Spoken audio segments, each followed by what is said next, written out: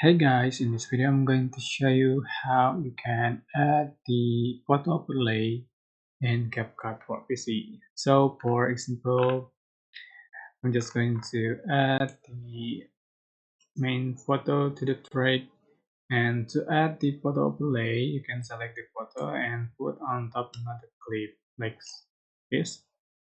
So which is the overlay, you can resize and you can remove the background. Go to cutout, select go to cutout, resize, and just body position, and you can blend. Just go to basic and select model of blend. Right in screen or just overlay, like so. Just body opacity. Alright. So you can add more overlay. Just go on top, size, add another overlay.